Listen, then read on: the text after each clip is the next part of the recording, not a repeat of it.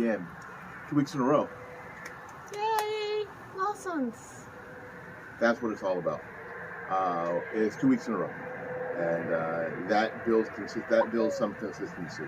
And that's what it's all about, you know. First week is great. The first time is great. And the second time is great, too, because, again, consistency gets built one thing at a time. So we're back. Good morning. We're outside again. It's beautiful here in Western Florida this morning. We're out in the front. In the front. We were in the backyard last week. Now we're out on the front stoop. Hardly Porch. Poach. We out on the porch, y'all. Yeah. So we're... Some technical problems? Yeah, we got some low FPS. For those of you who know what that is, that's what's happening. Because we got a brick wall now between us and our internet connection. But it's okay, because if it doesn't look good, we're going to replace it with that over there, so we're good to go. We got to back up. But welcome to the Real Talk with Deb and Will again. I should make a sign. For me, yes. Put it right there. Real Talk with Deb and The Will. name of the program is. But I do have, we have an audience this morning. Yeah, we have hood rats. My squirrels. Commonly referred to as squirrels. I'm bad. I feed my squirrels that live in my tree, and I feed my birds. I have bird feeders and everything, so I don't have a house pet anymore. So We have yard pets. I have yard pets, They're everywhere. which are easier because I don't have to take them to the vet and all that stuff. So That's very true. That's very true. But the squirrels get, they get a little bold. They come down out of the tree and go, "Hey, is it breakfast or what? Is it breakfast or what?" "No, I'm going to work. Leave me alone." No. nobody will feed them but me. So Well, they should learn. Don't look for food from me, because ain't no food for me. All right. So this took a little bit to get to the subject for this morning, but sometimes when things take a little bit to get to, it's usually it's well worth it's worth it. It's worth it. Yes. So we're a little excited this morning. We're doing a topic of on dating. We haven't dated in 30 some years. Not dating in the sense that you guys think about dating. Yes. So 36 years. and 34. and I'm watching this show now, and he watches that every now and then. But it brought up some questions for me about dating. It's like, are you dating or are you in a relationship? And those are questions that you should ask yourself when you are single and you're going out and some people are online and some people are meeting people in person and different things like that. But there's a difference between dating and being in a relationship. And sometimes people kind of intertwingle the two. And in this day and time, things are so different than when we were dating or we were out there doing stuff. I mean, and I think about it, it was really a whole lot different than our parents dealt with too. Certainly. Because I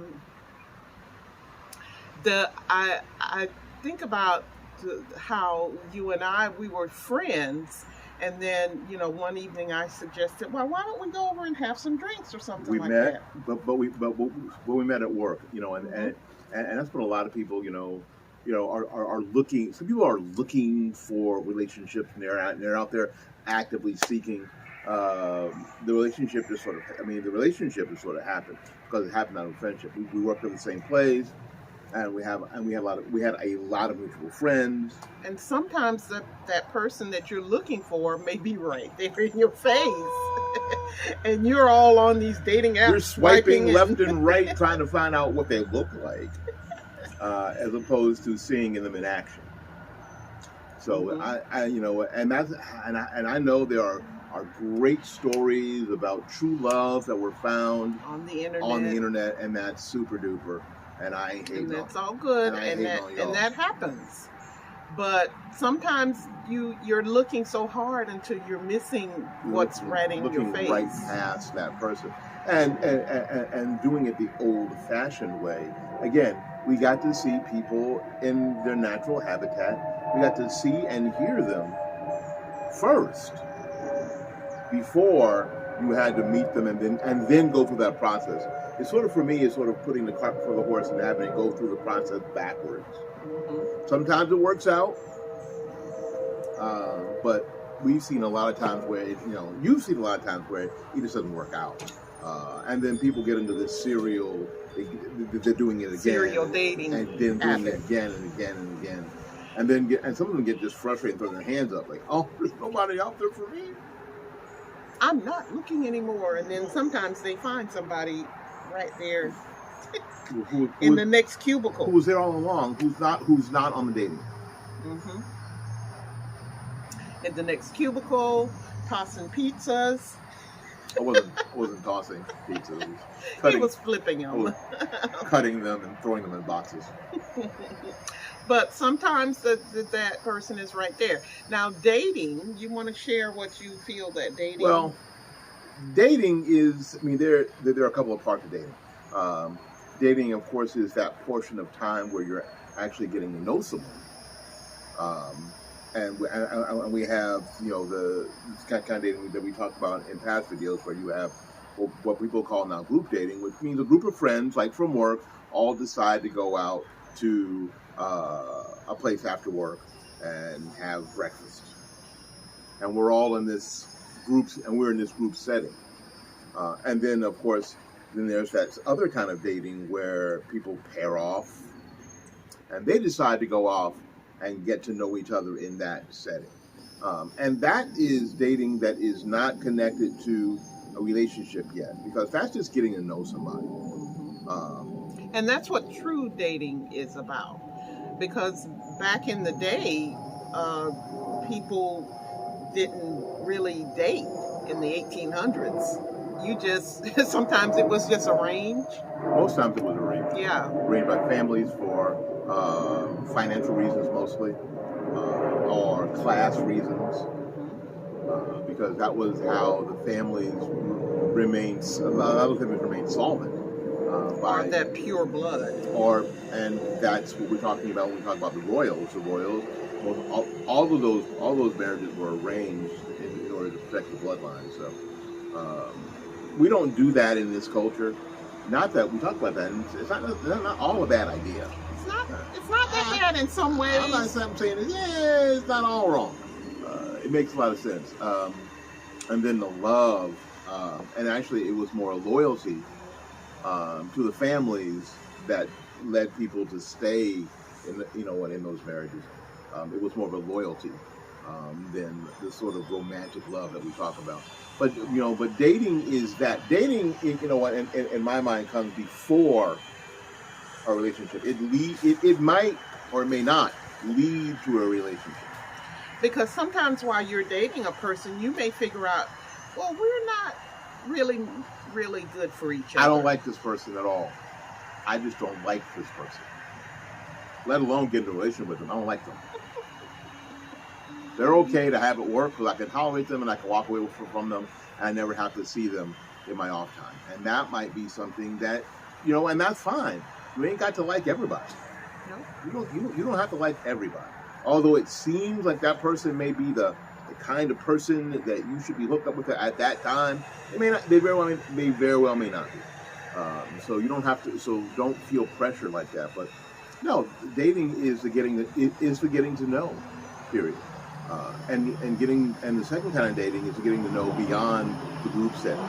So people behave in that group dynamic one way, and in that one-on-one dynamic another way. They behave a different way. They may be so completely you get to outgoing know them a little better. They may be completely outgoing in that group setting because they feel safe, and then on a one-on-one they may completely shut down because they're really either shy. Who, me? No, never. Wasn't me. That wasn't me at all. or they're really shy, or they're introverted, or or all sorts of things, in a one-on-one sort of situation. So, but that's the time to get to, that's the time to get to know that before you get in a relationship. So the idea is, so when does it turn from dating? It's fine. Hold on. It's fine. It's just telling. So when does it turn from dating to relationship? Yes. And I think that has to do with frequency. Mm-hmm. It has to do with frequency and where you take it in nowadays physically, because sometimes people will be on a date and then they start. That's where the confusion comes a lot, especially sometimes for women. Because if you're dating somebody and then you get into a physical relationship with them, a lot of women think, well, we're in a relationship. You know? If you see me naked, now we're in a relationship. Mm-hmm. Well, kind of. Yeah, because that's pretty intimate. That's very intimate, and it should be the level of being in a relationship. That should be when you cross over into a relationship. Yes. Once you see the other person's goodie bits, yes, you're in a relationship. You're in a relationship, and you might have thought you were dating. No. Once the goodie bits come out, now you're in a relationship. Now the problems come. Were you ready for that? Were you actually looking for that? Are you actually ready to do it emotionally? Yeah. And the confusion and the frustration with especially young folks now is no, they weren't. Mm-hmm. No, they weren't. They're in very deep water instantaneously, and it's not only deep, it's hot. And they don't have any clue as what's to do. Going on. So what they do is they do things poorly. They break up. They break up from people over a text, with a text message or something stupid, or they do stupid stuff, or even worse, they go ahead and take it to the next level, and they feel like they can get married and have children, and then 5 years from then they're not even 5 years. Sometimes after the wedding and after the planning of the wedding and the party, they're ready to go. Mm-hmm. I'm ready to go. I don't want to do this no more. Because they skip that step of getting to know people. Getting to know them, dating. You skip that dating step and go into the relationship step, and you don't get to know that person, and you're married to this person, and you find out some things about them is like, well, I didn't really know them at all. No, exactly. That's why you need to date them for a while in a non-sexual. Keep your goodie bits covered up. Now you might want to a little bit, but if you can not be bumping uglies early, especially if you're not mentally capable or emotionally capable of dealing with all of that, and frankly, most people are not. Because a lot of people are coming off of a relationship and they just want to have companionship or be with somebody and just to avoid feeling bad because you're feeling bad. And you may be in that stage of life, especially in your mid-20s or late 20s, where you may think society's putting pressure on you to, now it's time to hook up. Mm-hmm. Now it's time to pair off. You need to be married. Well, yeah. A lot of my friends were married by the time we got married. During the time when we were dating, we were going through our relationship. I wore a lot of rented shoes during that time. Yes, we were in a lot of weddings and different things, and I knew I wasn't ready. I was always ready. Yeah, he was, but I knew I wasn't because I hadn't finished school. I was, still trying to, figure out what I really wanted to do in career-wise and different things like that. So I really loved him, but I didn't really want to be committed just yet. So you left? Well, I actually left the town. We're in Tallahassee, so I left and came down here. So we got to spend some time apart. I'm not suggesting that's the best thing for everybody. No. but it did give. I guess it did give Deb some of the room that she needed. That wasn't that, and that wasn't the intention. It just worked. It just worked out. That was better. That I come down here and do some things, and sort of get started with what I was going to do. So that's what I'm saying. Up there. So that's kind of what happened. And if you're watching the YouTube live, I mean the Facebook live, it just died because the battery on the phone died. But that's okay because we have a backup. On the phone or the computer? That's the backup up there. I know, but this died. This is dead. So that was really very, very important. How things worked out. It sort of gave us some time to sort of figure out if this is what we're going to do. I was always pretty sure that that's what we want to do, but that doesn't matter. One person figuring out what they want to do is not a relationship. Yeah, that's stalking. Both of you have to be ready for it. And you can't just tell somebody, well, you're going to marry me. You're going to marry me now because I'm ready to get married. No, because this is not the 1800s. This is not the Bridgertons, where you just grab some girl by the hair and drag her to the high priest and say, we're getting married. We's married now. Jump over that broom. No, they didn't jump over the broom.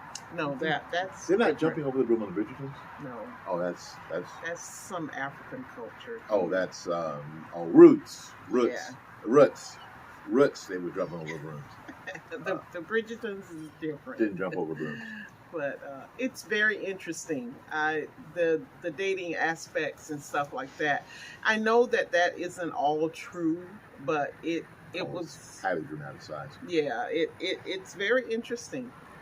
Yeah, and the way they did, like we were talking about before, the way they did it wasn't all bad, really, because if people who were more mature and had seen stuff, and could see the whole thing from 30,000 feet, could see how the pieces were going to fit together. Someone who knew you and a lot of the Indian culture, not Native American, but Indian culture still do it because parents know their kids, and they can see you as you, and you don't see, like you don't see yourself, and they may have a better idea of who may be good for you than you have right now. Which is why in this culture we do serial dating. We date this person, we get this person, we get this relationship, and because parents aren't really involved exactly in helping the child make a sound decision. And that's why we have so many divorces and all this stuff like that, because it's kind of like a generational curse. It goes from one generation to the next generation. If their mother didn't stay married and like that. Nobody learns how to do it. Yeah. Nobody learns how to do it. They don't have a good example of how to do it. And I think that's become a problem in our culture. Don't know how to do stuff. People are always freaked out, or not freaked out, but they're always sort of. So how long have you been married? 34 years, 35 years ago. And you can see the wheels turning, especially because I work around some young people. They go, how? Mm-hmm. How is that possible? You stay married. That's how. You work on your marriage. You stay committed. You stay committed, and you just stay married. That's really it.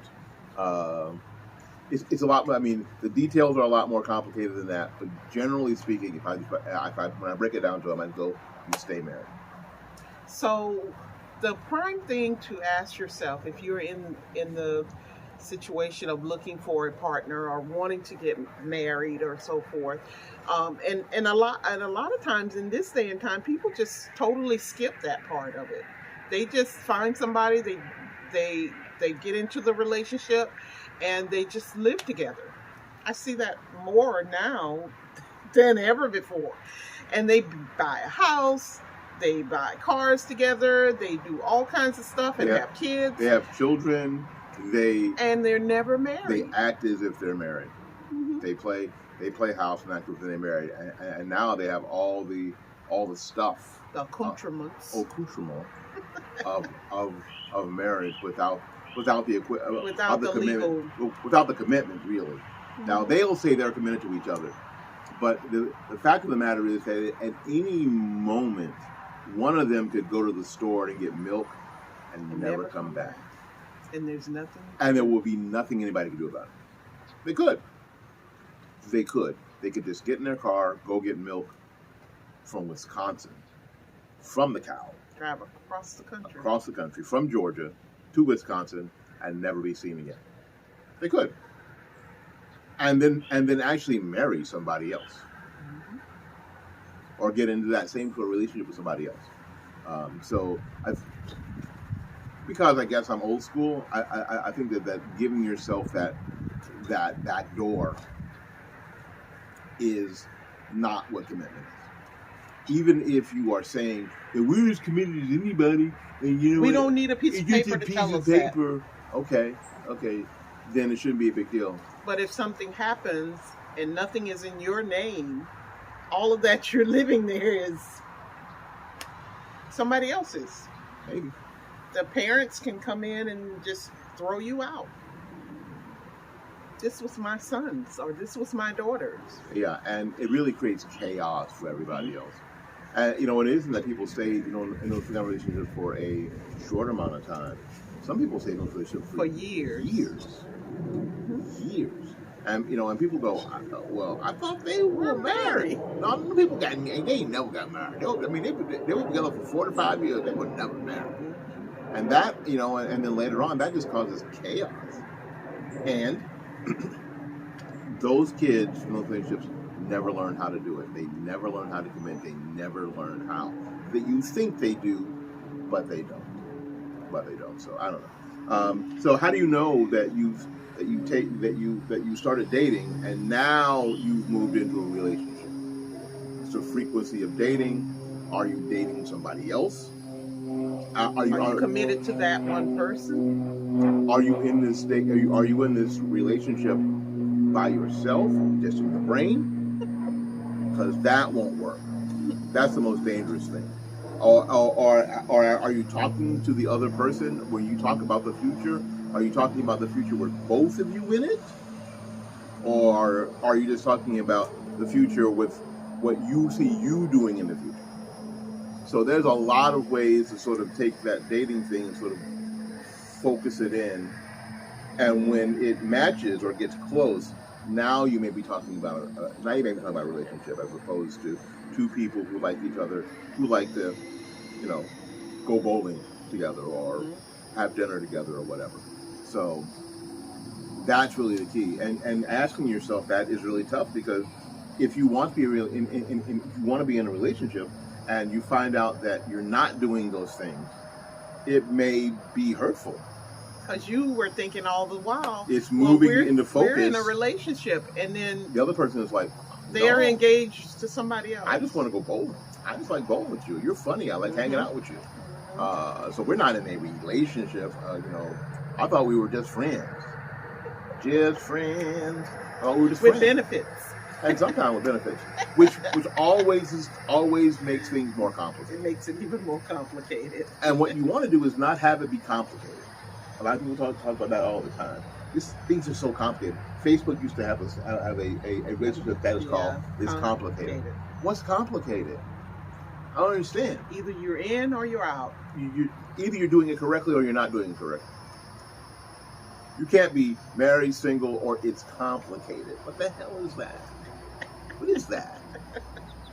That means that somebody's doing it wrong.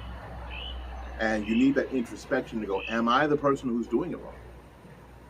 And if I'm not the person who's doing it wrong, as the person that I'm dealing with, if they're doing it wrong, do I want to stay here and do it wrong? Don't waste your time on somebody who is not they don't want to do it on the same thing as you are. It's a waste of time. They don't want to do it. And it may be hurtful, but if they don't want to do it, it's better that you find out early than 5, 10, 15, 20, 30 years. When you've been in there for a long time. Yeah, and you've wasted your time. And you go to the Oscars and you slap some dude, and then you find out later that the woman you married to didn't want to be married to you. Now you lost all this money, and now you're out of the academy, and you probably lost a friend because you slapped him on national TV. Yeah, should have found that out earlier. Somebody should have had a conversation much earlier. And then you got 2 wild-ass children just running around like crazy people. Lord have mercy on people. And that's really important. So ask yourself the question: Are you dating, or are you in a relationship? And you may just want to be dating, and that's fine too. And that's fine. Not every dating thing. Some people just date for sport, companionship. It's like hanging out. And meeting new people. And if you're into that, and the people that you're doing that with aren't looking for relationships, make sure that you are honest with people. I'm not looking for a relationship. I'm just looking to go to dinner with someone. I'm looking to go bowling with someone. All that stuff. I'm not looking for a romantic relationship. Now, sometimes romantic relationships bloom out of that stuff. Most times, quite frankly, they do not. But I think being honest about that kind of stuff is more important than anything else. I think that sometimes we're not honest and we fool ourselves. Oh, no, we're just friends. Oh, no, we're just friends. And the other person's like, I'm going to marry her. I'm going to marry her. I'm going to marry her. I'm going to marry him. I'm going to catch him.